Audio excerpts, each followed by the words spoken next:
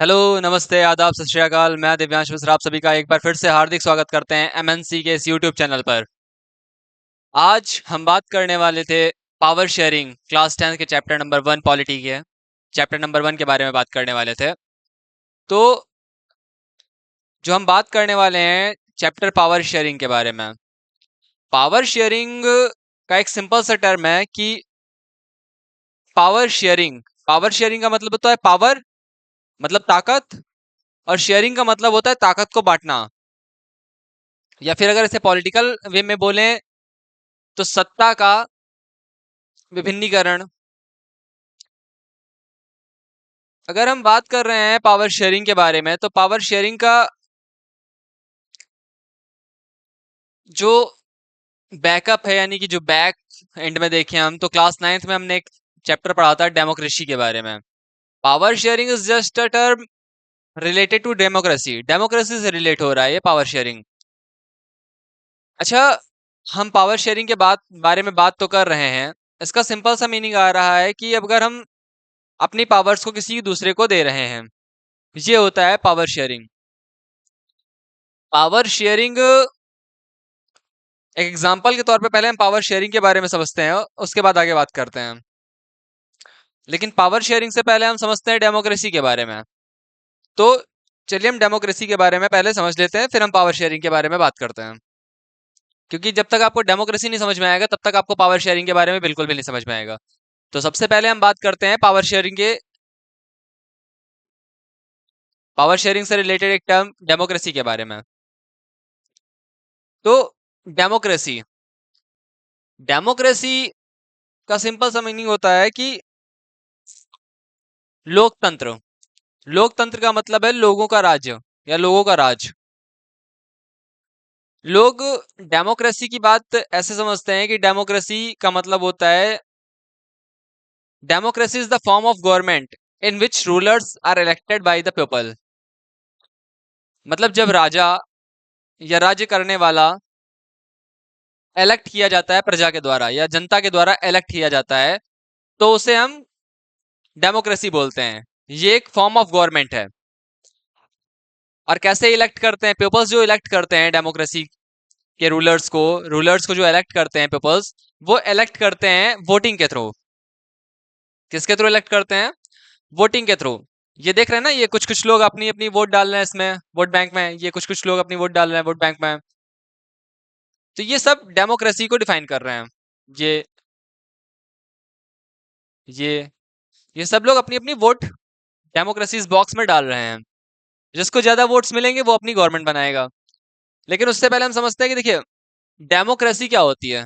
Democracy is the form of government. ये government का एक फॉर्म होता है in which rulers are elected by the people. Ruler जो होता है जनता के द्वारा इलेक्ट किया जाता है। ये जो जनता है, यहाँ पे सभी धर्मों के लोग हैं, सभी जातियों के लोग हैं। ये सब क्या कर रहे हैं? अपनी अपनी वोट को इस वोट बैंक में डाल रहे हैं। अपनी अपनी वोट्स इस वोट बैंक में डाल रहे हैं। अब जैसे ही वोट डालेंगे, जिस पार्टी को ज्यादा भी वोट्स मिलेंगी, वो जाके अपनी फॉर्म ऑफ गवर्नमेंट बनाएगा। इन इंडिया भारत में इन इंडिया भारत में गवर्नमेंट जो बनती है वो इलेक्शन के थ्रू बनती है। In India people elect their rulers through election. अपने भारत में जनता अपने रूलर्स को इलेक्ट करती है। इलेक्ट कैसे करती है? आपके एक कॉन्स्टिट्यूंसी क्षेत्र से एक रिप्रेजेंटेटिव खड़ा होता है आपका, जिसे हम लोग विधायक या सांसद बोलते हैं। वो आपके क्षेत्र से खड़ा होता है और आपके क्षेत्र की जनता उसे चुनती है। वो जो सांसद या होता है या विधायक होता है, वो संसद में जाकर या लेजिस्लेशन में विधानसभा में जाकर पब्लिक के बिहाफ पर एक्शंस लेता है, पब्लिक के बिहाफ पर कोई भी डिसीजंस लेता है। जैसे कि आपके यहाँ पानी की समस्याएं आ रही हैं, तो जनता को सीधे तौर पे वहां पे सरकार संसद में बोलने की अनुमति नहीं होती है, इसलिए वो अपनी एक रिप्रेजेंटेटिव को इलेक्ट करते हैं। जो ये मानते हैं, जनता ये मानती है कि ये जो हमारा विधायक है, हमारे जो सांसद जी हैं, ये संसद भवन में जाकर हमारी समस्याओं पे बात करेंगे या हमारे लिए बात करेंगे, हमारी समस्याओं को सुनेंगे और इसे संसद भवन में उठाएंगे, इस बात पे जोर देंगे। तो यहाँ पे जो सांसद और विधायक होते हैं, ये आपके लिए आपके रिप्रेजेंटेटिव होते हैं और आपके थ्रू या आपके बिहाफ पर डिसीजंस और एक्शंस लेते हैं। अब जो भी जो भी व्यक्ति 18 प्लस होता है, 18 साल का या 18 प्लस होता है, वो जाकर वोट करता है। वोट वो फिर किसी भी जाति का हो, किसी भी धर्म का हो, किसी भी समुदाय का हो, इससे कोई मैटर नहीं करता। ये डजंट मैटर। मैटर ये करता है कि वो 18 साल का हो और 18 साल से ऊपर का हो, या पागल या दिवालिया नहीं होना चाहिए। तो वो अब ये भी मैटर नहीं करता है कि वो किसी भी एज ग्रुप का हो, बस 18 प्लस होना चाहिए। 18 प्लस है तो वो जाके क्या करेगा, अगर ये 18 प्लस कोई भी व्यक्ति है और ये 18 प्लस है, तो 18 प्लस है तो ये जाके अपनी वोट दे सकता है। हम्म। ये 18 प्लस है और ये वोट कर सकता है। अब ये कोई भी देखिए, ये पंजाबी हैं, कोई भी जाति का हो, किसी भी धर्म का हो, किसी भी समुदाय का हो, ये मैटर बिल्कुल भी नहीं करता है कि आप वोट। और हाँ, इसके कुछ और भी फॉर्म्स है, देखिए कि अब किसी भी जाति, किसी भी धर्म, किसी भी समुदाय का हो तो ये वोट नहीं करेंगे, तो क्लियर हो गया है। लेकिन अब ये भी तो है कि अगर अमीर है, अमीरों के पास 4 वोटें हैं, गरीबों के पास 2 वोटें हैं, ये भी मैटर बिल्कुल नहीं करता है। अगर अंबानी साहब हैं, अगर अंबानी जी हैं, तो उनके पास भी एक वोट होगी, और अगर एक रिक्शा पुलर है तो उसके पास भी एक ही वोट होगी। ऐसा नहीं है कि अंबानी की जी बहुत करोड़पति आदमी है तो उनके पास 4 वोटें हैं, और आप बहुत ही रिक्शा पुलर हैं, एक रिक्शा वाले के बेटे हैं या एक रिक्शा वाले हैं, तो आप के पास एक ही वोट है। ऐसा कुछ भी नहीं है। चाहे वो देश का प्रधानमंत्री हो, राज्य का चीफ मिनिस्टर हो, या आपके यहाँ का डीएम हो, या आप हो, आप सबके पास एक ही वोट होगी। ऐसा कुछ भी नहीं है कि आपके पास, उनके पास 4 वोटें होंगी, आपके पास सिर्फ एक वोट है। सबके पास एक वोट है।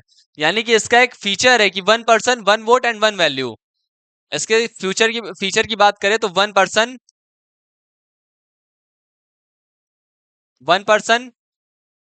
1 vote 1 value. This is the first feature, कि देश का कोई भी व्यक्ति हो,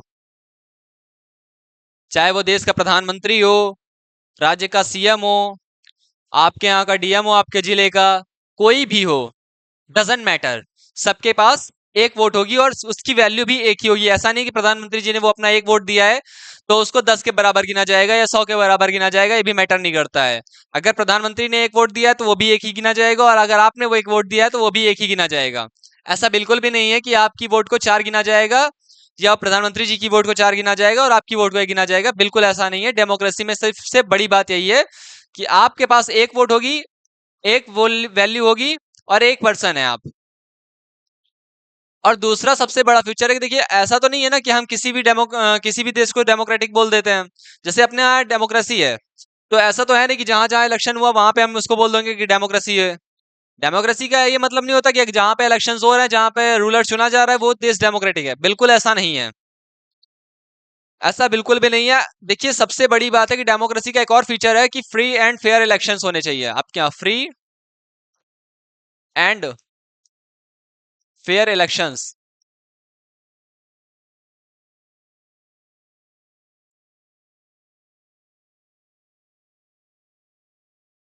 हम इसको नेक्स्ट स्लाइड पे लेके चलते हैं।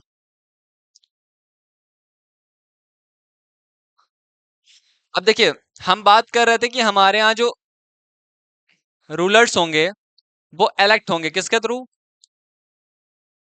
वोट के थ्रू। यहाँ पे बहुत सारे कुछ कुछ लोग हैं, ये अपनी अपनी वोट्स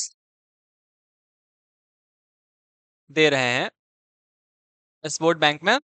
और ये वोट जब कर रहे हैं तो ये इलेक्ट कर रहे हैं अपने किसको, अपने रूलर को, अपने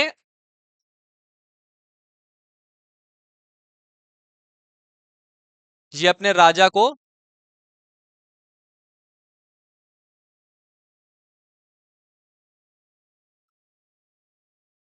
ये किसको इलेक्ट कर रहे हैं, अपने राजा को इलेक्ट कर रहे हैं किसके थ्रू, इलेक्शन के थ्रू। अब क्या हो रहा है कि ऐसा तो बोल नहीं सकते ना कि जो आपका राजा होगा वो एक वोट देगा। वो देखिए, सबकी बात मैंने पहले भी क्लियर कर दी है कि कोई भी हो, वो देश का प्रधानमंत्री हो, सीएम हो और डीएम हो, इनसे बड़ा कोई नहीं होता। अगर राष्ट्रपति भी है तो राष्ट्रपति के पास भी एक ही वोट है और आपके पास भी एक ही वोट है, आप चाहे जितने नॉर्मल से आदमी हो। आप अगर रात में नमक रोटी भी खाते हैं ना, तब भी आपके पास एक ही वोट है। आप चाहे जितने गरीब हो, चाहे जिस समुदाय से हो, चाहे जिस संप्रदाय से हो, चाहे जिस धर्म से बिलोंग करते हो, आपके पास, सबके पास सिर्फ एक वोट है। इसके अलावा किसी भी पूरे देश में किसी के भी पास दो वोट्स नहीं है। हर व्यक्ति की वैल्यू की हर व्यक्ति की वोट की वैल्यू एक ही है, उसे एक ही काउंट किया जाएगा। ऐसा नहीं है कि अगर आपने एक वोट दिया तो आपकी वोट को 10 काउंट किया जाएगा और किसी और ने दिया तो उसको 4 काउंट किया जाएगा। ऐसा कुछ भी नहीं है। सबकी वोट की वैल्यू एक ही है। अब दूसरी बात है, हम पहले फीचर्स की बात कर रहे थे।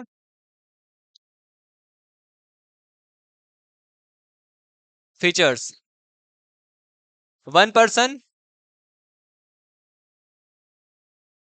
One vote and one value. अब दूसरी बात हम कर रहे थे कि ऐसा तो है नहीं कि अगर किसी भी देश में इलेक्शंस हो रहे हैं तो हम ये बोल देंगे कि वो देश डेमोक्रेटिक है। ऐसा बिल्कुल नहीं है।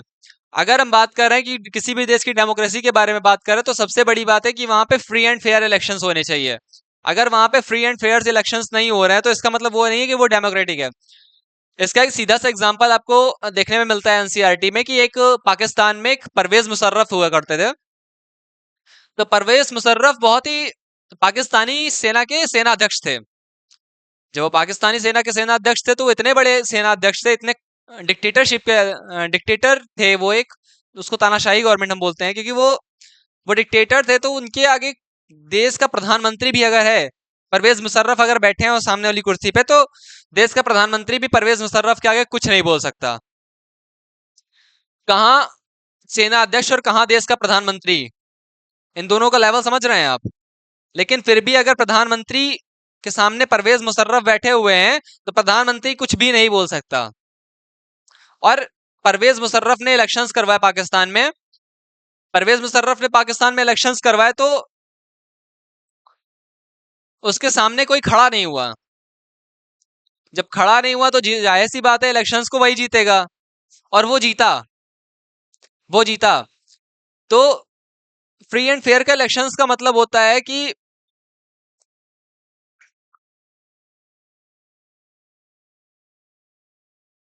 और अगर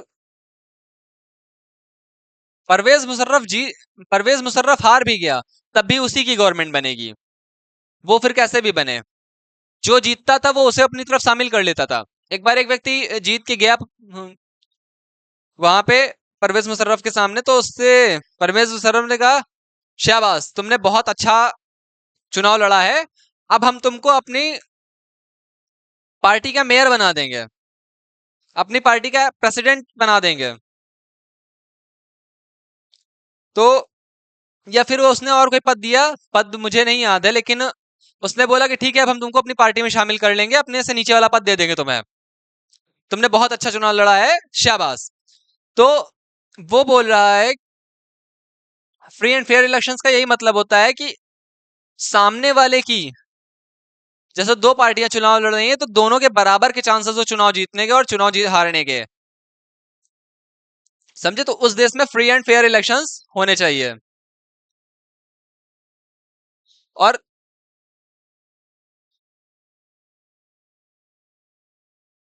ये दो सबसे इंपॉर्टेंट फीचर्स हैं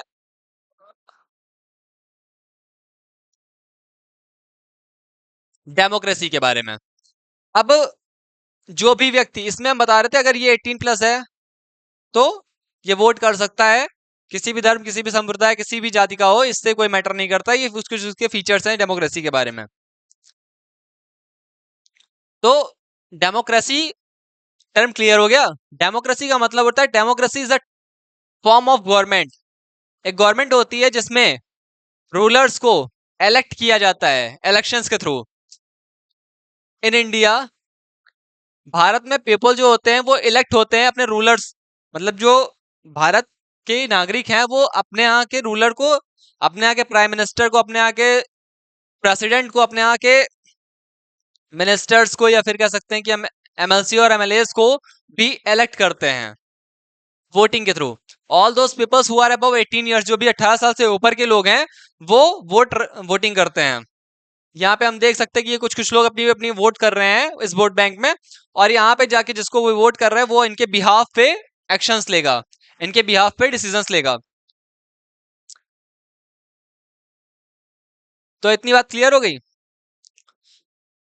अब डेमोक्रेसी के बारे में आपको बताना जरूरी था, क्योंकि आपको ऐसे नहीं पता होगा कि डेमोक्रेसी क्या है। अच्छा, एक बात और बता दें हम आपको कि जो डेमोक्रेसी के बारे में हम बात कर रहे हैं, डेमोक्रेसी इस तरीके से कर सकते हैं कि ये आपका एक छोटा सा एरिया है, ये कुछ कुछ एरिया है आपका जहाँ पे आप रहते हैं। तो मुझे बताइएगा जरूर आप कहाँ पे रहते हैं, कहाँ से बिलोंग कर रहे हैं। तो ये जो कुछ कुछ एरिया है, यहाँ से आप एक ना एक रिप्रेजेंटेटिव चुनते हैं। इस रिप्रेजेंटेटिव को आप क्या करते हैं,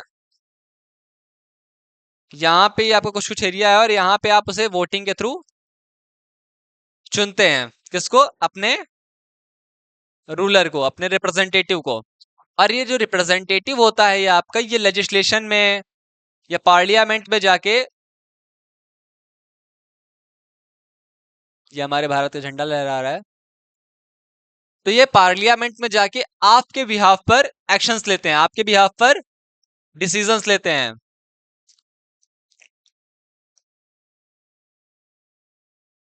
ऐसा होता है कि ये जो आपका एरिया जहां आप रह रहे हैं, वहां से आपने एक वोटिंग के थ्रू अपने एक रिप्रेजेंटेटिव को चुना, अपने एक रिप्रेजेंटेटिव को इलेक्ट किया, जिसे आप विधायक या सांसद बोलते हैं। जब आपने विधायक, उस विधायक और सांसद को चुना है, वो जीत के पार्लियामेंट में जिस लेजिस्लेशन में जाएगा, वहां पर आपके बिहाफ पर वो डिसीजंस लेगा, वहां पे आपके बिहाफ पर वो रूल बनाएगा, रूल बनाएगा। अच्छा, अपने यहाँ जो फॉर्म ऑफ गवर्नमेंट होती है, गवर्नमेंट जो होती है अपने यहाँ भारत में, अगर हम बात करें तो गवर्नमेंट की 3 ब्रांच होती हैं। ये हम बात करते हैं गवर्नमेंट, गवर्नमेंट की कुछ 3 शाखाएं होती हैं। ये एक होती है लेजिस्लेशन, लेजिस्लेटिव, लेजिस्लेटिव को हम बोलते हैं विधायिका। क्या बोलते हैं इसको हिंदी में? विधायिका। इसको बोलते हैं लेजिस्लेटिव।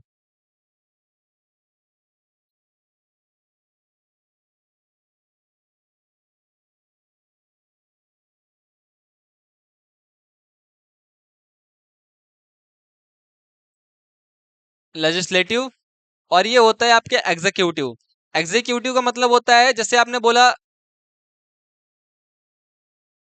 एग्जीक्यूट करना है, मुझे अपने प्लान को एग्जीक्यूट करना है। एग्जीक्यूट करने का मतलब है कि मुझे अपने प्लान को रन करना है, अपने प्लान को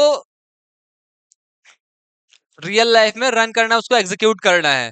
तो एग्जीक्यूट का मतलब होता है काम करना, मुझे अपने प्लान पे एग्जीक्यूट करना, मतलब अपने प्लान को पे काम करना है। एग्जीक्यूट, एग्जीक्यूटिव जो टर्म है वो एग्जीक्यूट से मिलकर बना है, मतलब ये कि कार्यपालिका, लेजिस्लेशन विधायिका, एग्जीक्यूटिव कार्यपालिका। और ये जो आपकी जुडिशियल होती है, जुडिशियल यानी कि न्यायपालिका, जुडिशरी, जुडिशियल, जुडिशियल मतलब न्यायपालिका। अब ये जो लेजिस्लेटिव होती है, इसको अगर हिंदी में बात करें तो विधायिका,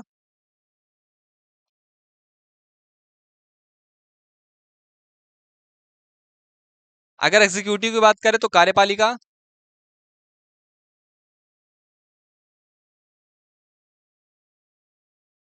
और अगर हम जुडिशियल की बात करें तो न्यायपालिका।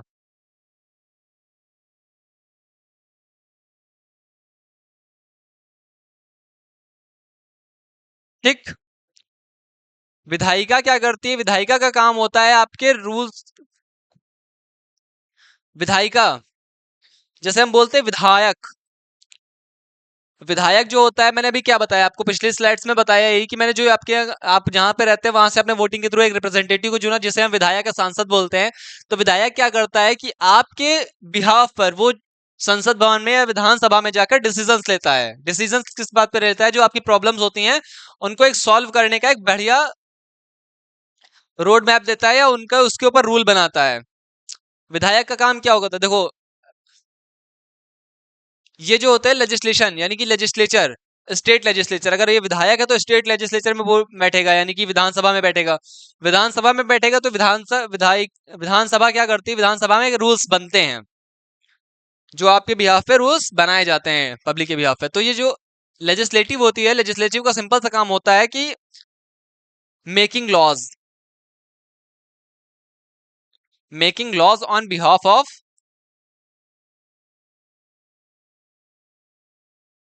Making laws on behalf of public, on behalf of peoples, on behalf of Janata.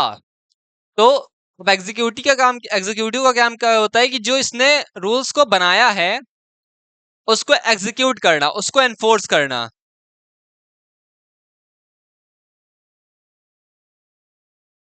Enforce laws, कि इसने जो भी विधायिका ने जो भी बनाया है, जो भी रूल्स बनाए हैं पब्लिक के बिहाफ पे, उसको इन्फोर्स करना, उस पॉलिसीज को, उस टर्म्स को, पॉलिसीज जनता के ऊपर लागू करना, जनता के लिए लागू करना उन पॉलिसीज को। और फिर जब ये दोनों कार्य कर देती है तो ये जुडिशियल जो होती है इंडिपेंडेंट होती है, ये इंडिपेंडेंट होती है।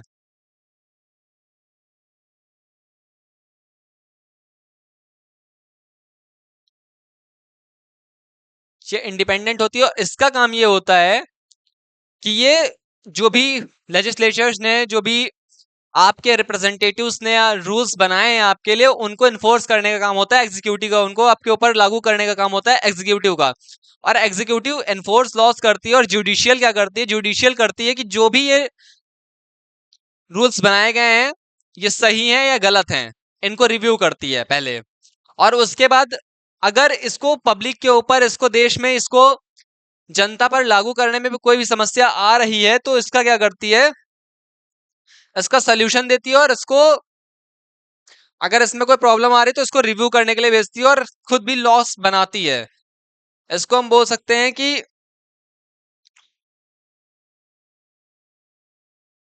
पहली बात क्लियर हो गई ना, कि जब जो हमारी एग्जीक्यूटिव होती है इसका काम क्या होता है, इसका काम होता है कि ये आपके बिहाफ पर रूल्स बनाती है, आपके बिहाफ पर। उसके बाद इसका काम होता है कि ये रूल्स एग्जीक्यूटिव के पास जाते हैं और एग्जीक्यूटिव इसे क्या करती है, एग्जीक्यूटिव इसे जनता के ऊपर लागू करने का काम करती है। 1 मिनट पानी पी लें।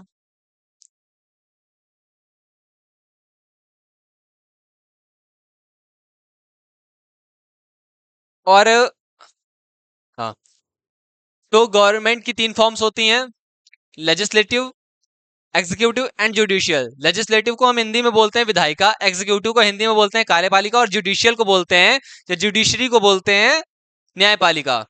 अब विधायिका का काम क्या होता है कि ये लॉज मेकिंग करती है, लॉ मेकिंग करती है।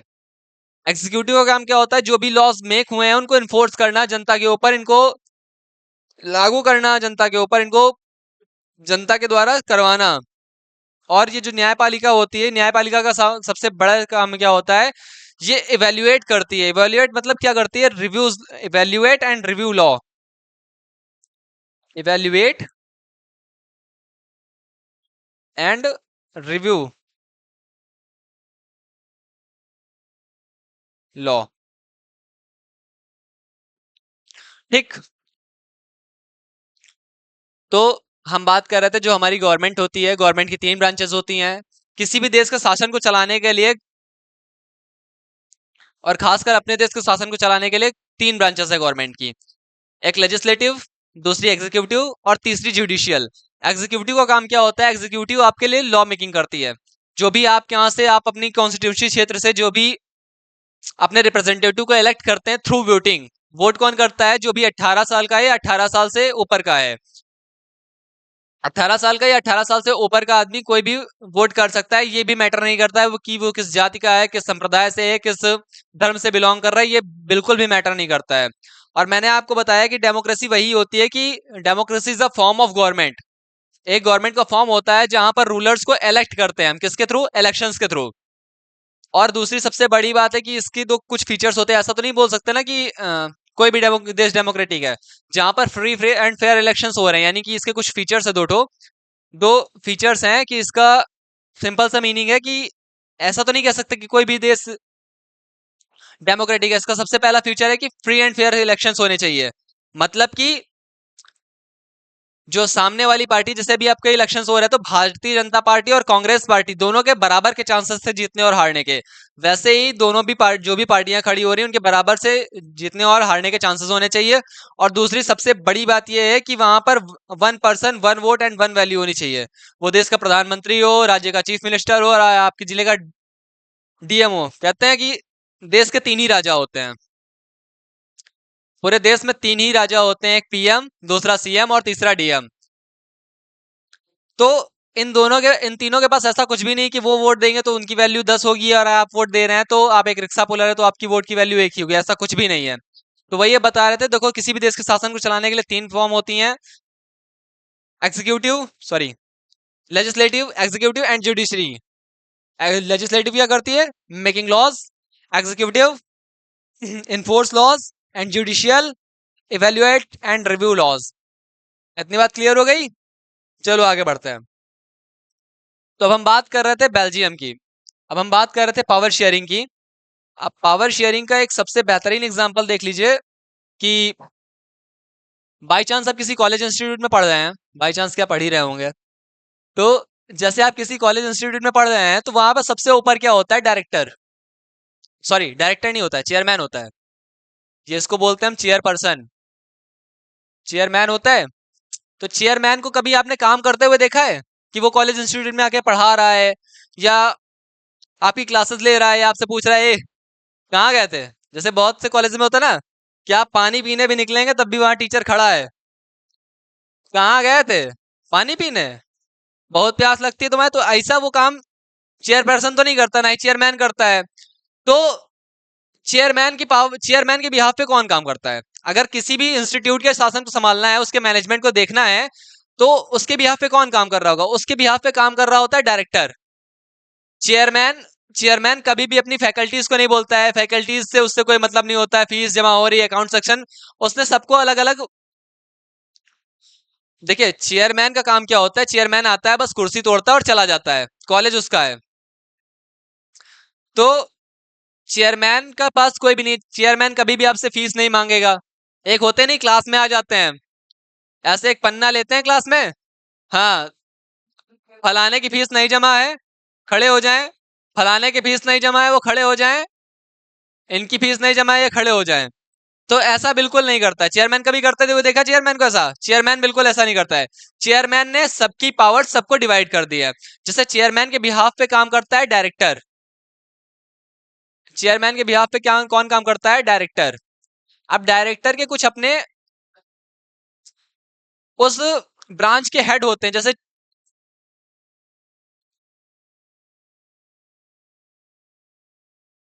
तो जैसे चेयरमैन होता है, तो चेयरमैन का क्या काम क्या होता है? चेयरमैन ने अब सबको अपनी अपनी पावर्स दे रखी हैं। तो जो डायरेक्टर होता है उसको चेयरमैन ने डायरेक्टर्स को पावर दे रखी हैं। अब क्या हो रहा है कि डायरेक्टर जैसे इंस्टीट्यूट में पढ़ रहे हैं तो चेयरमैन होगा, चेयरमैन के नीचे डायरेक्टर होगा, और वहां पे कुछ ब्रांचेस होती हैं जिसमें हम काम करते हैं, जिसमें हम पढ़ाई करते हैं। तो वहां पे होता है, जैसे इंजीनियरिंग करते हैं तो उसमें बहुत सारी होती है, सीएसई होती है, कंप्यूटर साइंस की होती है, इलेक्ट्रिकल होती है, मैकेनिकल होती है, ऐसी ब्रांचेस होती हैं। वैसे ही अपने यहाँ पे उसकी कुछ ब्रांचेस होती है, और उन ब्रांचेस का अपने कुछ एचओडी होते हैं। कौन होते हैं? एचओडीज। इनको हम बोलते हैं एचओडीज, हेड ऑफ डिपार्टमेंट। अब उसके नीचे क्या होता है? उसके नीचे होती है उनकी कुछ फैकल्टीज, फैकल्टीज। और फैकल्टीज भी ऐसी होती हैं कि उन्होंने एचओडीज ने सबको अपने डायरेक्टर ने सबको एचओडी दिया, एचओडी के कुछ अपने अपने सबके काम होते हैं, वो सारे काम होते हैं उनके। अब अगर इसी को हम देश में एलोबरेट करते हैं, अपने यहाँ पे अपने देश में एलोबरेट कर रहे हैं, तो सबसे बड़ा होता है राष्ट्रपति, उसके नीचे होता है प्राइम मिनिस्टर, प्राइम मिनिस्टर के नीचे उसका कुछ अपना मंत्रिमंडल होता है, उसका कुछ अपना एक मंत्रिमंडल होता है, और उसके नीचे उसके कुछ अपने एम्प्लॉयज होते हैं, या फिर कुछ उसके सेक्रेटरी होते हैं, उसके नीचे बहुत सारे आईएएस ऑफिसर होते हैं। तो ये जैसे चेयरमैन के बारे में हम बात कर रहे थे, चेयरमैन कभी भी आके कॉलेज में काम नहीं करता है, ये सिर्फ एक लिखित रूप में प्रमुख होता है कि हाँ इस कॉलेज के प्रमुख हैं, चेयरमैन सर हैं उस, लेकिन जो उस कॉलेज का मैनेजमेंट हेड होता है वो होता है डायरेक्टर। वैसे ही अपने यहाँ की अगर बात करें तो जो अपना राष्ट्रपति होता है, राष्ट्रपति, ये राष्ट्रपति संवैधानिक प्रमुख होता है। कि जो अपना राष्ट्रपति होता है ये संवैधानिक प्रमुख होता है। अपने अगर कोई भी काम प्रधानमंत्री कर रहा है तो ये किसके बिहाफ पे काम करेगा? ये काम करेगा राष्ट्रपति के बिहाफ पे। तो जो प्रधानमंत्री राष्ट्रपति होता है ये संवैधानिक प्रमुख होता है आपका, या हम बोल सकते हैं कि जो आपका प्रेसिडेंट होता है ये होता है आपका कॉन्स्टिट्यूशनल हेड। Constitutional head. और ये जो आपका प्राइम मिनिस्टर होता है, पीएम, ये होता है एग्जीक्यूटिव हेड। एग्जीक्यूटिव हेड का मतलब होता है ये आपका कार्यकारी प्रमुख होता है। जो भी ये प्रधानमंत्री काम करेगा, जहां पे ये सिग्नेचर करेगा, जो भी काम प्रधानमंत्री के अंडर में आएंगे वो प्रेसिडेंट के समझ लो बिहाफ पे हो रहे हैं। कभी भी जो मीटिंग्स होती हैं वो प्रधानमंत्री प्रेसिडेंट के बिहाफ पे काम करते हैं, अटेंड करते हैं उनको। तो प्राइम प्राइम मिनिस्टर होता है आपका एग्जीक्यूटिव हेड। पहले इसको समझ लीजिए, फिर मैं बताऊंगा कि आपको क्यों बता रहा हूं ये। अब एग्जीक्यूटिव हेड होता है जो आपके मंत्रिमंडल होते हैं प्रधानमंत्री के अंडर में आते हैं। प्रधानमंत्री के अंडर में बहुत सारे मंत्री आते हैं, इनको बोलते हैं मिनिस्टर्स। मिनिस्टर्स क्या करते हैं? इन सबके अपने अपने मिनिस्ट्रीज होती हैं, बहुत सबकी अपने अपने मंत्रालय होते हैं कुछ। जैसे अपने यहाँ कुछ मैंने बताया कि अगर आप एक इंजीनियरिंग इंस्टीट्यूट में पढ़ रहे हैं तो वहाँ पे बहुत सारे एचओडीज होंगे हर ब्रांच के। वैसे ही अपने यहाँ कुछ अपनी ब्रांच के कुछ मिनिस्टर्स होते हैं। इन मिनिस्टर्स का काम क्या होता है कि जो भी उनका मंत्रालय है उस मंत्रालय में जनता की क्या समस्याएं हैं उनको सुलझाना। उसके नीचे होते हैं कुछ अपने फैकल्टीज के तौर पे अगर हम बात करें तो उनके नीचे होते हैं सेक्रेटरीज और होते हैं कुछ आईएएस ऑफिसर्स।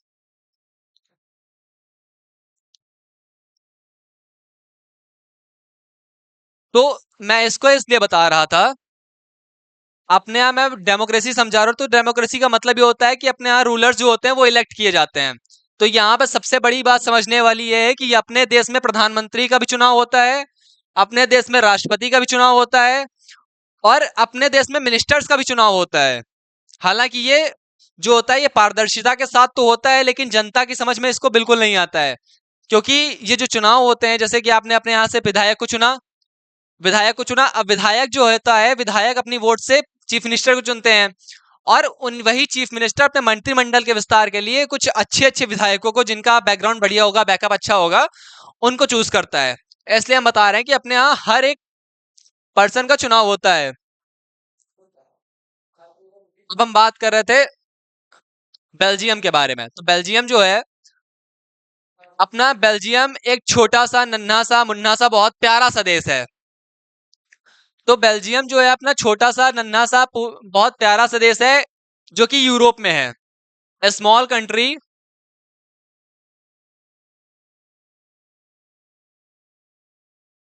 स्मॉल कंट्री है जो कि यूरोप में है, in Europe. Small country Europe में। अगर इसके एरिया की बात करें तो इसका जो एरिया है हरियाणा से भी छोटा है। अगर हम बात करें कि एरिया के बारे में, तो इसका जो एरिया है वो स्मॉलर देन हरियाणा है, मतलब हरियाणा से भी बहुत छोटा है।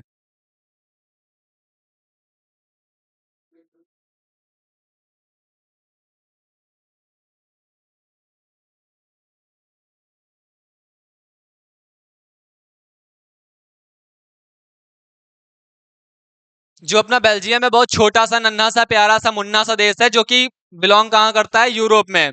ये बहुत छोटी सी कंट्री है जो कि यूरोप में है। अगर हम इसके एरिया की बात करें तो एरिया जो है इसका एरिया हरियाणा से भी बहुत छोटा है। तो हरियाणा वालों के लिए बढ़िया है कि उनसे भी छोटा है कोई। तो वो जो एरिया है वो हरियाणा से भी छोटा है। अगर हम इसकी पॉपुलेशन के बारे में बात करें, इसकी हम जनसंख्या की बात करें, पॉपुलेशन के बारे में बात करें तो लेस देन 1 करोड़, या ओवरऑल 1 करोड़, ओवरऑल 1 करोड़, और लेस देन हरियाणा। अगर हम इसके पॉपुलेशन की बात करें तो ये जो होगी ओवरऑल 1 करोड़ होगी या लेस देन हरियाणा होगी। और इसके आसपास के देश की बात करें तो हम इसके आसपास बिलोंग करते हैं नीदरलैंड अपना, इसके आसपास अपना नीदरलैंड है, जर्मनी है, फ्रांस है, और ये आपका एक देश है लग्जमबर्ग। तो हम बेल्जियम के बारे में बात कर रहे थे। बेल्जियम जो है अपना एक बहुत छोटा सा देश है, यूरोप में है, जो कि इसके एरिया की बात करें तो ये इतना छोटा है कि ये हरियाणा से भी छोटा है। और अगर इसको पॉपुलेशन के बारे में बात करें तो पॉपुलेशन इसकी ज्यादा से ज्यादा 1 करोड़ होगी, या बहुत कम है तो हरियाणा से कम है। और इसके आसपास जो देश बिलोंग कर रहे हैं, इसके कभी कभी ये क्वेश्चन आता है यूपी बोर्ड में कि बेल्जियम के आसपास के देश कौन से, बेल्जियम की सीमाएं किन किन देशों से टच कर रही हैं, किन किन देशों को छू रही हैं। तो बेल्जियम की जो सीमा है वो छू रही है आपकी जर्मनी को। बेल्जियम की जो आपकी सीमा है ये जर्मनी को छू रही है, ये नीदरलैंड को छू रही है, ये फ्रांस को छू रही है, और ये लग्जमबर्ग को छू रही है। लग्जमबर्ग बहुत खूबसूरत सा शहर है, कभी फुर्सत मिलेगी तो घूम के आना। आना तो हमको बताना क्या क्या देखा था, हम तो अभी गए नहीं। तो ये जो इसकी सीमा है लग्जमबर्ग, फ्रांस, आपके नीदरलैंड और जर्मनी को छू रही है। और इस इसकी जो राजधानी है, इसकी जो राजधानी है ये ब्रुसेल्स है। ये ब्रुसेल्स जो है ये इसकी राजधानी है, इसको बोलते हैं कैपिटल। इसकी जो कैपिटल है ये है ब्रुसेल्स।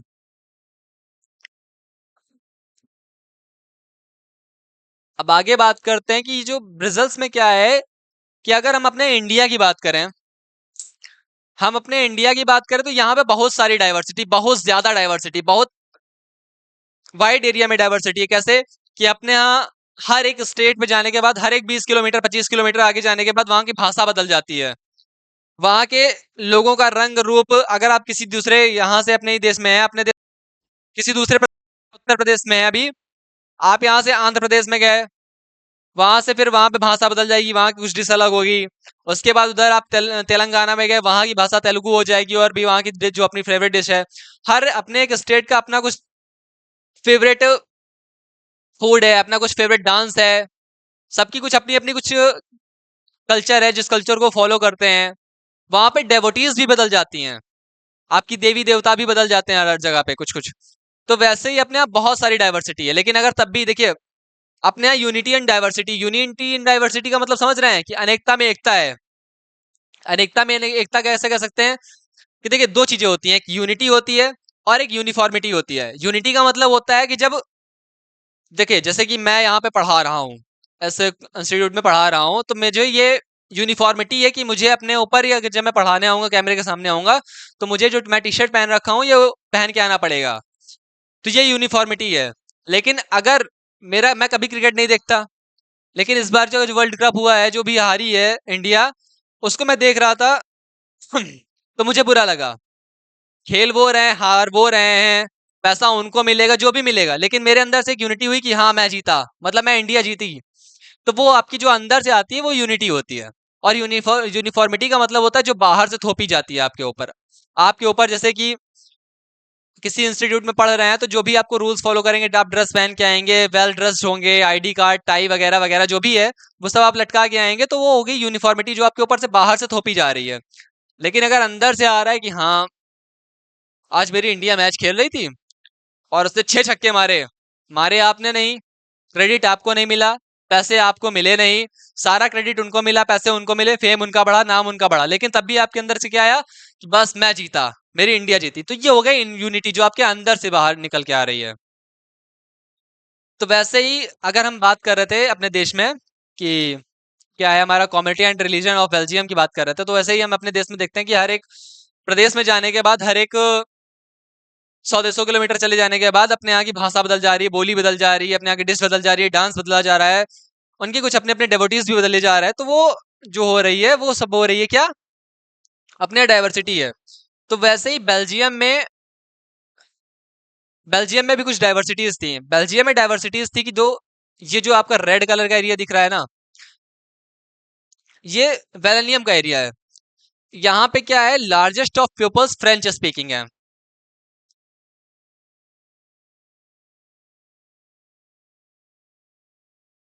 ये जो पीपल्स हैं ये फ्रेंच स्पीकिंग है। और ये जो आपका ये येलो कलर का कुछ कुछ एरिया है, ये फ्लेमिश रीजन है। फ्लेमिश रीजन में आपके बहुत ज्यादा जो लोग हैं वो डच डच बोलते हैं, फ्लेमिश। ये क्या होते हैं? डच स्पीकिंग है।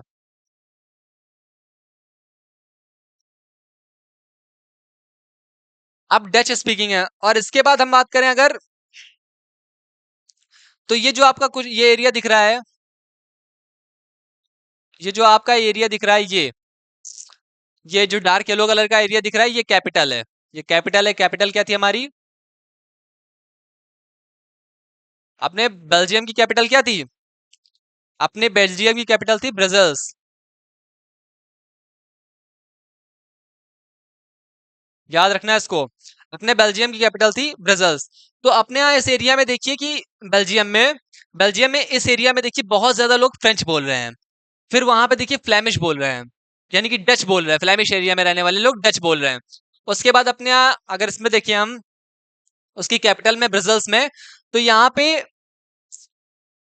आगे वाली साइड में बताते हैं कि यहाँ पे भी ज्यादातर लोग जो होते हैं वो फ्रेंच बोल रहे होते हैं, और 80% लोग फ्रेंच बोल रहे होते हैं, 20% लोग डच बोल रहे होते हैं।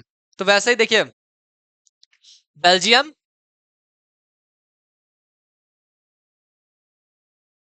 बेल्जियम एक कंट्री है। बेल्जियम क्या है? एक कंट्री है, एक देश है। वहां पे क्या है? वहां पे बहुत सारे bilingual speaking bilingual speaking peoples हैं। तो वो क्या करते हैं कि देखिए, बहुत सारे लोग आपकी फ्रेंच बोल रहे होते हैं, बहुत सारे लोग 1% लोग जर्मन बोल रहे होते हैं, और बहुत सारे लोग डच बोल रहे होते हैं। वही देखना है कि कितने परसेंट लोग यहाँ पे हैं। तो जो बेल्जियम में आपके फ्लैमिश वाले, जो फ्लैमिश में एरिया में रहते हैं वो डच बोलते हैं। जो फ्लैमिश एरिया में रहते हैं वो क्या बोलते हैं? वो बोल रहे होते हैं डच। क्या बोलते हैं? डच। और डच बोलने वाले 59% हैं, जो कि फ्लैमिश एरिया में रहते हैं बेल्जियम में। और वेलोनिया में रहने वाले जो स्पीकिंग फ्रेंच स्पीकर पीपल्स है वो 40% हैं। 40% लोग फ्रेंच बोलते हैं जो कि वेलोनिया एरिया में रहते हैं। और वहां पे 1% लोग जर्मन एरिया में जो रहते हैं वो जर्मनी बोलते हैं, जर्मन बोलते हैं, वो 1% लोग हैं। ये पूरे देश की बात हो गई। जैसे कि अभी हम बात कर रहे थे कि अपने भारत की बात कर रहे थे, तो भारत में हम क्या बोल रहे थे कि भारत में अपने अलग अलग देश में अलग अलग प्रदेश में जाने के बाद भाषा, रंग, रूप, भेद, जाति और देवी देवता और खाना, डांस, सब कुछ बदला जा रहा है उनका। वैसे ही अपने यहाँ अगर दिल्ली में आ जाएं, तो दिल्ली में क्या है कि हर एक स्टेट से आपको 10-15 लोग दिख जाएंगे, हर एक स्टेट से। दिल्ली में जो आपकी अपने भारत की कैपिटल है, अपने भारत की जो राजधानी, वहां पे बहुत सारे लोग आपको दिख जाएंगे। कुछ लोग उत्तर प्रदेश से बिलोंग कर रहे होंगे, कुछ एमपी से बिलोंग करेंगे, कुछ मध्य आंध्रा से, कुछ हिमाचल से, कुछ इधर तेलंगाना से, दक्षिण साइड से, इन सब लोग बिलोंग करते हैं हर एक अपने एरिया से। तो वहां पे सभी लोग दिख रहे हैं। अब यहाँ पे हम बात करते हैं कि वैसे ही ब्रजल्स, ये जो ब्रजल्स है कैपिटल है, सिटी है। कैपिटल सिटी किसकी है? ये बेल्जियम की कैपिटल है। क्या है? ब्रजल्स। BRUSSELS, ब्रजल्स। ये जो है क्या है? कैपिटल है बेल्जियम की। तो जो बेल्जियम की कैपिटल सिटी है, वहां पे 80% पीपल्स फ्रेंच स्पीकिंग और डच स्पीकिंग पीपल 20% है। क्या है? 80% पीपल्स फ्रेंच स्पीकिंग है और 20% स्पीकिंग डच स्पीकिंग पीपल्स हैं। और जबकि पूरे कंट्री में देखें, तो यहाँ पे 40% फ्रेंच स्पीकिंग पीपल्स हैं और 59% डच स्पीकिंग पीपल्स हैं। तो एक बात बताइए, अगर आप दिल्ली में रह रहे हैं, और दिल्ली में रह रहे हैं, बहुत अच्छा खासा कमा रहे हैं, बहुत पैसा कमा रहे हैं, बहुत पैसा कमा रहे हैं, और आपके यहाँ से प्रधानमंत्री आवास भी बहुत पास में है, आपके यहाँ से संसद भवन भी बहुत पास में है, तो क्या करेंगे आप? जो भी काम होगा, जो भी पावरफुल काम होगा, वो बहुत आसानी से करवा लेंगे, बहुत जल्दी से करवा लेंगे। देखिए, अगर अभी मैं संसद भवन के पास, और मेरे बहुत सारे मिनिस्टर्स आ जा रहे हैं,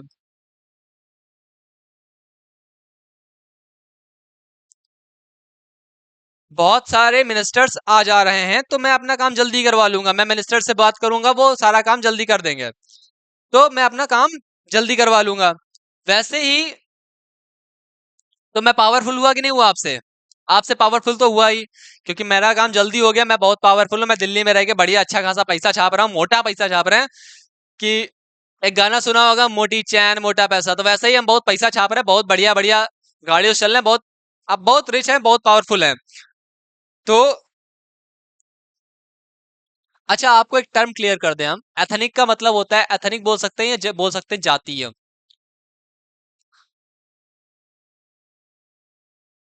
तो एथनिक,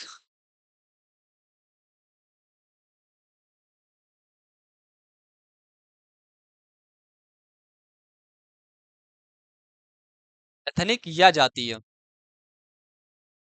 तो जो अपने फ्रेंच,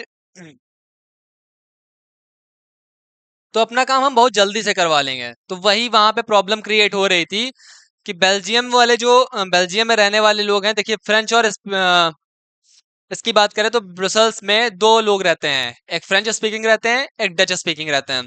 तो जो फ्रेंच स्पीकिंग है वो 80% है, और जो डच स्पीकिंग है वो 20% है। तो जो 80% जो मेजोरिटी में होगा वो आपको दबाएगा कि नहीं दबाएगा? बाई चांस हम 15 लोग हैं और कल दो लोग आओ, कल दो लोग आए, आप लोग कहे कि ठीक है, क्या बोल लेते हैं, अभी मान लीजिए मैं आपसे कहीं मिल जाऊं रोड पे, मेरी बाइक ने आपको हल्का सा टक्कर मार दी, और आप चार लोग हैं, मैं अकेला हूं, तो क्या कहोगे? देख के नहीं चल पाते हो? बहुत अकड़ में हो, मतलब मुझे मेरे ऊपर दबाव डालने की कोशिश करेंगे, बहुत पावरफुल फील करेंगे उस टाइम पे आप। और अगर उसी जगह पे आप दो लोग और मैं चार लोग हूं, तो मैं आपके ऊपर दबाव डालूंगा। तो वैसे ही यहाँ पे प्रॉब्लम क्रिएट हो रही थी कि जो ब्रजल्स में, यानी कि जो बेल्जियम की कैपिटल है ब्रजल्स, उसमें दो टाइप के लोग रहते हैं, एक फ्रेंच स्पीकिंग रहते हैं और दूसरे डच स्पीकिंग रहते हैं। तो जो फ्रेंच स्पीकिंग पीपल है वो क्या है, रिच एंड पावरफुल है, क्योंकि उनकी मेजोरिटी में वो ज्यादा है। अच्छा, हम बाइलिंगुअल बात कर रहे हैं, तो लिंगुअल की बाइलिंगुअल ही बात करते हैं कि अभी मैं हिंदी में बात कर रहा हूँ, मेरे साथ चार लोग खड़े हैं यहाँ पे, ठीक है, 1 2 3 4, अगर चार लोग खड़े हैं, मैं हिंदी में बात कर रहा हूँ, तो वो चारों मेरी बात को समझ रहे हैं। मैंने उनसे बात की तो वो मेरी बात समझ रहे हैं, मुझसे कम्युनिकेट कर रहे हैं, मुझसे बातें कर रहे हैं। और अगर वहीं पे अभी आप आके अंग्रेजी में उनसे बोलने लगे, hey what are you, what's up, how are you, ऐसे बात कर रहे हैं, वो नहीं समझ पा रहे हैं। ठीक है, तो अगर हमारे और आपके बीच में लड़ाई हुई तो वो किसका साथ देंगे? वो उसका साथ देंगे जिनकी बातें उसे समझ में आ रही हैं, यानी कि वो मेरा साथ देंगे। तो वैसे ही यहाँ पे मैं बात कर रहा हूँ कि जो फ्रेंच स्पीकिंग पीपल्स हैं वो मेजोरिटी में ज्यादा हैं, और मेजोरिटी में ज्यादा है तो इनको जो है, ये रिच और पावरफुल भी हैं, तो इनको जो बेनिफिट ऑफ एजुकेशन है, यानी कि जो शिक्षा का अधिकार है, या फिर कह सकते हैं कि डेवलपमेंट का अधिकार है, ये इनको पहले मिल गया, फ्रेंच स्पीकिंग पीपल्स को पहले मिला। और उसी जगह पे डच स्पीकिंग पीपल्स जो कि बहुत ही वीक हैं, वीक इन पावर है, या कह सकते हैं कि पुअर है, मतलब पावर में भी कम है और पुअर भी है और मेजोरिटी में भी कम है, तो इनको जो है got the benefits of education and development very late, बहुत लेट में इनको एजुकेशन का बेनिफिट्स मिला। अभी आप देखिए कि अगर हम घर पे चार लोग रह रहे हैं, हम घर पे दो भाई बहन है, सॉरी, हम घर पे दो भाई बहन है अगर, तो मुझे अगर अधिकार पहले मिल गया तो मेरी बहन को कल को जलन होगी कि नहीं होगी, कि भैया को तो आपने पढ़ा दिया अच्छी जगह पे, हमको नहीं पढ़ा पाए, हमारे लिए आपके पास पैसा नहीं है, भैया आपके पास रहेंगे इसलिए आपने उनको पढ़ा दिया, मम्मी पापा से कल से यही डिमांड करेंगे, भैया को आपने बहुत अच्छा पढ़ा दिया है, हमें नहीं पढ़ा पा रहे हैं आप, हमारे लिए आपके पास पैसा नहीं है। हाँ, तो ऐसा नहीं है कि भैया से उनको प्रॉफिट है, वैसी वही चीज है कि अगर तो दो लोग हैं तो जो भी जिससे उनको प्रॉफिट होगा उसको करेंगे, तो ये मेजोरिटी में भी ज्यादा है। और फ्रेंच स्पीकिंग, जैसे मैंने अभी आपको पहले बताया था कि जो हिंदी में बात कर रहा होगा उसका साथ आप पहले देंगे, क्योंकि वो उसकी बातें और उसकी बातें आपको समझ में आ रही हैं, आप उससे कम्युनिकेट कर पा रहे हैं, और भले वो मेरी गलती ही हो, लेकिन आप सपोर्ट मुझे करेंगे, वही चीज यहाँ पे समझाई जा रही है। तो फ्रेंच स्पीकिंग पीपल्स को जो ये डेवलपमेंट और उसका बेनिफिट्स ऑफ एजुकेशन ये पहले मिला था, और डच स्पीकिंग पीपल्स को benefit of education of development ये सब कुछ लेट में मिला, डेवलपमेंट का प्रॉफिट भी, एजुकेशन का प्रॉफिट भी, सब कुछ लेट में मिला। तो यहाँ तक आपको सबको समझ में आया? हम एक बार इसको रिकैप कर देते हैं।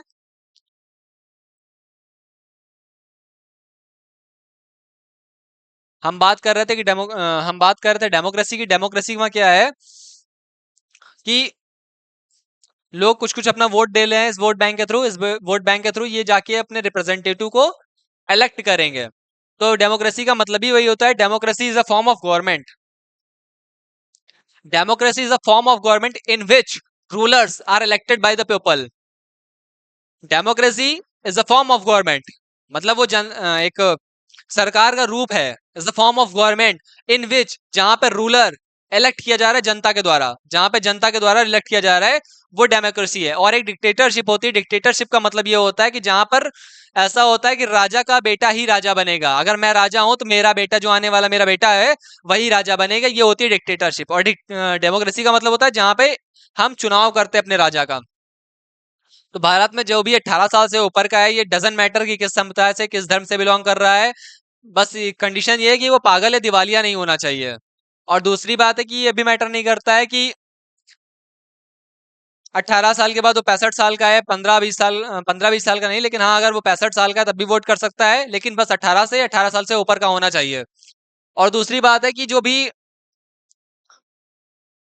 अपने भारत में क्या इसका फीचर ये है कि वहां पे फ्री एंड फेयर इलेक्शंस होना चाहिए। मतलब कि सामने वाली पार्टी और आपकी पार्टी के दोनों बराबर के चांसेस होना चाहिए हारने या जीतने के।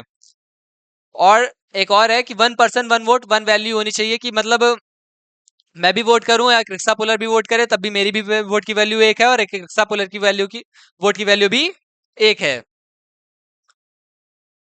नेक्स्ट नेक्स्ट यही है कि देखिए, जो अब आप ये आपका कॉन्स्टिट्यूंसी एरिया है, यहाँ से आपने वोट दिया, आपने एक रिप्रेजेंटेटिव को इलेक्ट किया। रिप्रेजेंटेटिव या विधानसभा या कह सकते हैं जो भी रिप्रेजेंटेटिव आपका सांसद है, विधायक है। अगर विधायक है तो विधानसभा में जाएगा, और सांसद है तो संसद भवन में जाएगा। ये वहां पे जाके आपके लिए, आपके प्रॉब्लम्स के ऊपर, आपकी प्रॉब्लम्स के लिए रूल बनाएंगे, और वो रूल बनाएंगे और उसके ऊपर डिसीजन लेंगे। आपने किसी भी गवर्नमेंट के 3 ब्रांचेस होती हैं, लेजिस्लेटिव, एग्जीक्यूटिव एंड जुडिशियली।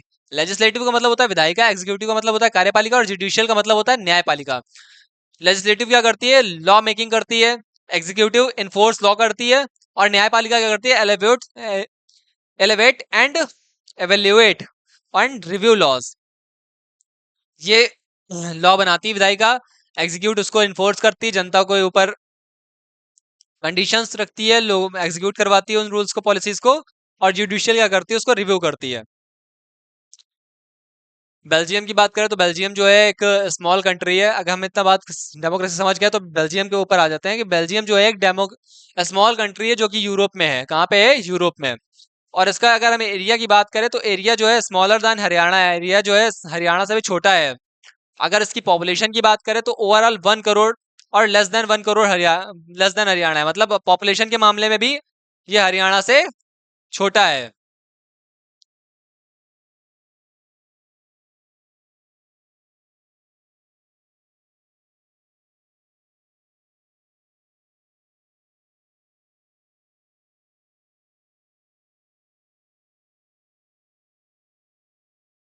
और अगर हम इसके बाद अगली बात करते तो देखिए, president, prime minister, minister, power sharing की बात करें तो देखो, प्रेसिडेंट ने अपनी पावर प्राइम मिनिस्टर को दे दी। प्राइम मिनिस्टर ने अपनी पावर्स मिनिस्टर को दे दी, उनके अपने अपने मंत्रालय के लिए। और मिनिस्टर्स ने अपनी पावर सेक्रेटरीज को दे दी। तो ये पावर शेयरिंग हो गई यहाँ पे, कि प्रेसिडेंट ने अपनी पावर्स प्राइम मिनिस्टर को दी, प्राइम मिनिस्टर ने मिनिस्टर को दी, मिनिस्टर्स को दी, और मिनिस्टर्स ने सेक्रेटरीज और अपने अंडर में काम करने वाले आईएएस ऑफिसर्स को दी। तो ये पावर शेयरिंग होती है। Community and regions of Belgium. Flemish region में जो होते हैं डच स्पीकिंग बिलोंग कर रहे हैं, फ्रेंच स्पीकिंग हो रहे हैं वेलोनियम में। और ये आपके कैपिटल होती है ब्रजल्स इसकी। बेल्जियम जो कि कंट्री है, इसकी जो कैपिटल है ब्रजल्स है। यहाँ पे वेलोनियम एरिया में फ्रेंच स्पीकिंग पीपल्स 40% है, जर्मन में 1% है, और फ्लेमिश में 59% है। और अगर उसी जगह पे हम बात करें ब्रजल्स की, तो ब्रजल्स में बात करते हैं जो कि कैपिटल सिटी है किसकी? बेल्जियम की। तो बेल्जियम में ब्रजल्स में क्या है? फ्रेंच स्पीकिंग पीपल्स जो है वो 80% है। 80% फ्रेंच स्पीकिंग पीपल्स हैं, 20% डच स्पीकिंग पीपल्स हैं। तो फ्रेंच स्पीकिंग पीपल्स मेजोरिटी में भी ज्यादा हैं। तो इनका क्या है कि इनके साथ प्रॉब्लम क्या क्रिएट हो रही है कि फ्रेंच स्पीकिंग पीपल्स को रिच एंड पावरफुल है, तो इनको right of education and right of development, ये दोनों पहले मिल गया। और डच स्पीकिंग पीपल्स को got the benefits of education and development very late, बहुत ज्यादा लेट में मिला। तो इससे क्या हुआ? अब इनके बीच में क्या हुआ? टेंशन इंक्रीज हो गई। इनके बीच में टेंशन क्या हो गई? इंक्रीज हो गई। डच और फ्रेंच स्पीकिंग पीपल्स के बीच में। किसमें? 1950 और 1960 के राह में। तो इनके बीच में क्या हुई कि टेंशन इंक्रीज हो गई कि अब इनको पहले मिल गया, मुझे लेट में मिला, इनको इनको सब लोग आपने आगे बढ़ा दिया, हमें लेट में आगे बढ़ाया, तो ये सबके बीच में टेंशन इंक्रीज हो गई। तो अब हम कल बात करने वाले हैं श्रीलंका के बारे में। अभी मैंने एक पार्ट कंप्लीट किया है, द स्टोरी ऑफ बेल्जियम या एथनिफिकेशन ऑफ बेल्जियम। कल हम बात करेंगे श्रीलंका के बारे में, और उसके बाद देखेंगे कि कैसे बेल्जियम और श्रीलंका के बीच के, श्रीलंका में जो भी विवाद हो रहा है और बेल्जियम में जो भी विवाद बढ़ चुका है अभी, तो इसको कैसे कंट्रोल किया गया। आज हमने बात की डेमोक्रेसी के बारे में, डेमोक्रेसी क्या होती है, डेमोक्रेसी हम कैसे कह सकते हैं कि पावर शेयरिंग होती है, प्राइम मिनिस्टर राष्ट्रपति जो होता है अपनी पावर्स को प्रधानमंत्री को शेयर करता है, प्रधानमंत्री अपनी पावर्स को मंत्रिमंडल को शेयर करते हैं, उनके अपने अपने पर्सनल मिनिस्ट्रीज के लिए मंत्री मंत्रालय के लिए शेयर करते हैं, और मंत्री कैसे अपनी अपनी पावर्स को सेक्रेटरी और उनके आईएएस ऑफिसर्स के बीच में शेयर करते हैं। ये सारी बातें हम आज देख चुके हैं। अब कल हम बात करेंगे श्रीलंका के बारे में। श्रीलंका के बीच में जो भी विवाद हो रहा है, जो भी विवाद बढ़ चुका है, उसको हम कैसे सॉल्व करेंगे। इसी के साथ मैं आप सबसे विदा लेता हूं। बाय, टाटा, सी यू, धन्यवाद। मिलते रहना, कल फिर मिलेंगे 3 से 4 बजे इसी क्लास में।